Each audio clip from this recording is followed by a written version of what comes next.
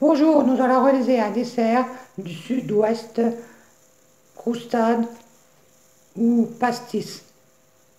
C'est une recette zersoise. Aujourd'hui, je vous propose un dessert traditionnel gersois.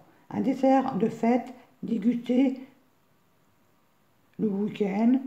La croustade gersoise ou pastis, c'est une pâtisserie de fin palais avec son feuilleté volatile qui ressemble à un jabot. Dès le jardin, l'air embaume le gâteau tout juste sorti du four.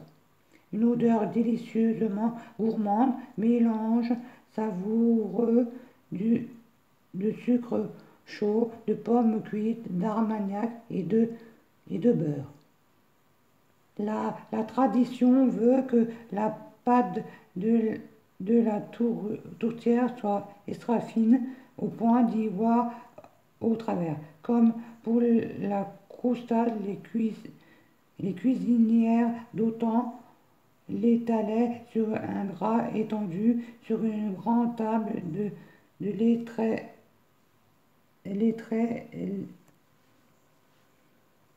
et l'étirer, excusez-moi, l'étirer, d'où son nom d'Estira. Mais mais on vit dans une époque moderne où on cherche la simplicité, la vie, alors on admettra maintenant qu'elle puisse se faire avec de la pâte phyllo. Et maintenant, je vous dis les ingrédients. Il vous faudra un paquet de feuilles phyllo 8 à 10, 5 pommes, de l'armagnac, je vous dirai combien, 40 g de beurre, 2 cuillères à soupe de fleurs d'oranger. Pour l'armagnac, c'est 4 cuillères à soupe ou plus, si vous voulez, si vous aimez bien. Un peu de sucre cassonade. Pour commencer, on préchauffe le four à 180, comme j'ai fait là, et on va s'occuper des pommes. Éplucher les pommes, les couper en tranches pas trop fines. On va faire ça, déjà. Voici les pommes épluchées et coupées en tranches pas trop fines. On va les faire... on va les mettre à la poêle.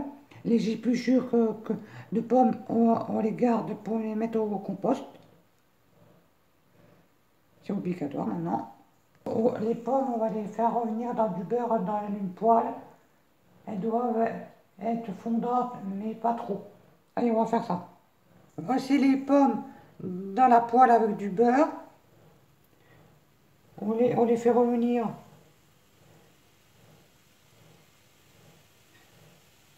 Elles doivent être fondantes, mais pas trop. Elles finiront de cuire dans le four. On remue de temps en temps.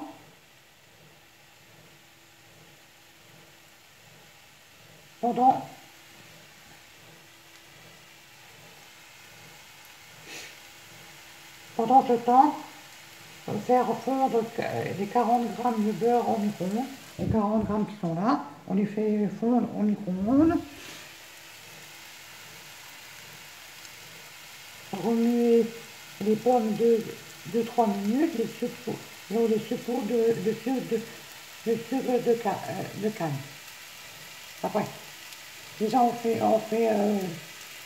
fondre le beurre au micro-ondes, 40 g, et après on remue les pommes. Voici le beurre fondu, on le laisse de côté pour l'instant. Là, les pommes cuisent, on va saupoudrer de sucre de cassonade. Comme ça, voilà, comme ceci, j'ai mis du sucre de cassonade partout, on remue. Avant de remuer le sucre, j'ai mis le sucre là, on va mettre 2 cuillères à soupe de fleur d'oranger et 4 cuillères à soupe d'armagnac. Voici, j'ai mis l'armagnac et la fleur d'oranger. Maintenant, on laisse cuire 2-3 minutes en remuant de temps en temps.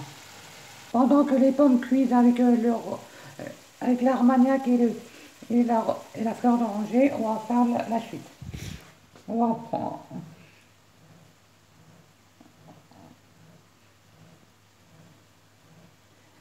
on va poser dans le fond d'un moule à tarte 2 feuilles de phyllo, ça, 2 feuilles de phyllo, les laisser déborder autour pour le moment, pour le moment, pour le moment.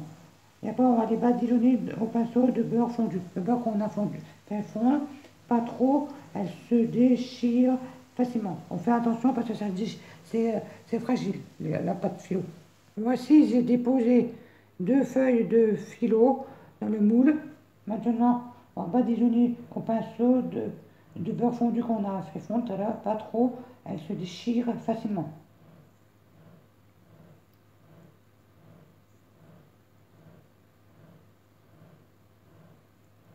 On va badigeonner partout. Là, j'ai badigeonné partout. Maintenant, puis on va reprendre 2 feuilles phyllo que vous posez de l'autre sens pour combler le vide extérieur, idem avec le beurre après. Et on badigeonne le beurre. Voici, j'ai remis 2 feuilles phyllo, j'ai mis de l'autre côté et j'ai mis du beurre. Et les pommes sont arrêtées. Et on va remettre par-dessus 2 autres feuilles, changer encore de sens pour que la pâte déborde de des côtés. Si je puis dire, puisque le moule est rond. Et après, on verse les pommes et les étaler doucement pour ne pas déchirer la pâte. On va remettre deux pâtes phyllo et on met un peu de beurre encore. Dans l'autre sens maintenant. Voici, j'ai remis 2 pâtes phyllo et j'ai mis du beurre. Et maintenant, on va mettre les pommes, les étaler doucement pour pas déchirer la pâte. Allez, on va faire ça. Voilà, comme ceci. Puis avec les 2 autres feuilles de phyllo, les poser une à une en les chiffonnant en douceur sur le dessus, comme je vais faire. Comme ceci, j'ai mis les 2 pâtes qui restent dessus les pommes. Maintenant, on va plier ça, tout ça là, en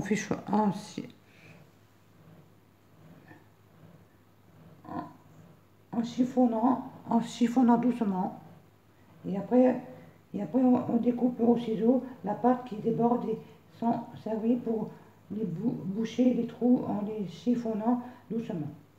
N'utilisez pas les chutes trop petites, ça sèche trop à la cuisson. Voici, j'ai rabattu tout, coupé et remis les bandes coupées pour boucher les trous. J'ai chiffonné un petit peu. Maintenant, on va badigeonner le beurre fondu qui reste. On badigeonne la pâte, le dessus de la pâte, doucement pour pas crasser, faire des trous. Et maintenant, on va saupoudrer de sucre cassonade par-dessus et enfourner pour 15 à 20 minutes tout en surveillant que ça ne brûle pas trop vite et le four est préchauffé à 180. Et on va faire ça. On va mettre le sucre cassonade et enfourner à four 180 pendant 15-20 minutes en regardant de temps en temps que ça ne crame pas. Voici, j'ai mis le sucre cassonade. Maintenant, j'enfourne à four préchauffé à 180 pendant 15 à 20 minutes en regardant de temps en temps que ça ne crame pas. Et je vous montrerai commencer à la fin et finir la recette. Voici la croustate ou pastis cuit. Avant de servir, on asperge avec un vaporisateur ou à la main de l'armagnac. Bon appétit à tous.